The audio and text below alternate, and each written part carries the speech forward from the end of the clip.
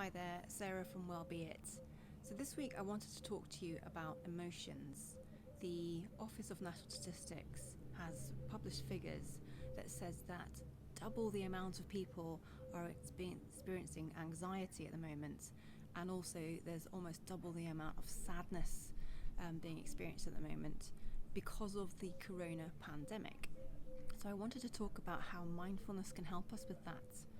First of all, we actually need to be aware in the first place, and that means just checking in with how we are right now. Because of the cognitive framework, our thoughts, feelings, behaviours and physiological symptoms are all linked and influence each other.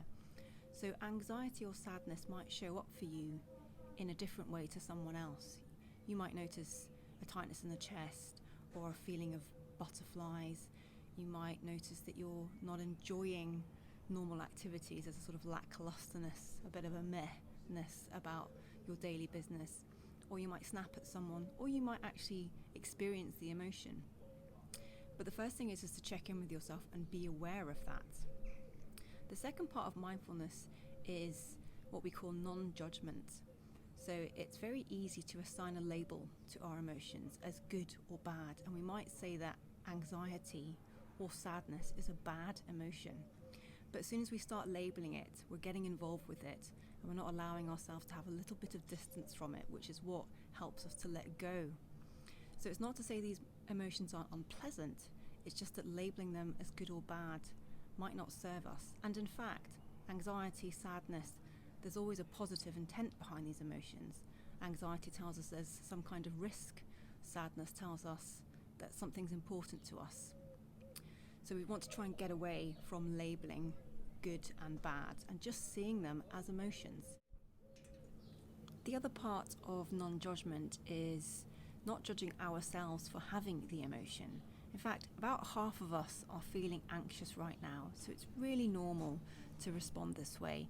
So I invite you just to go ahead and forgive yourself for feeling anxious or feeling sad or feeling angry, whatever it is. And again, the less we can judge ourselves, the more we're able to just step back for it, see it for what it is. And then you'll notice that these emotions don't hang around forever. They do actually, of their own accord, tend to diminish. It's not to say they won't come back, but the more we're able to step back from them, the more that they'll diminish of their own accord. And there's some things that we can do as well to help increase our mood. So mindfulness isn't necessarily about meditating for 5 hours a day. And this week, what I'd really like you to do is think of something you really enjoy doing, preferably something a little bit challenging, because if it's too easy, we go into autopilot mode. So something that really occupies your attention, your full attention. That's what mindfulness is. It's giving your full attention to something. Maybe it's playing piano, maybe it's drawing, a crossword, reading a book with your child, but just find something that you enjoy, that challenges you, and just renew your intention to do that and do it mindfully this week. And remind yourself that even when there's dark, stormy clouds, that there's always a bit of blue sky out there too.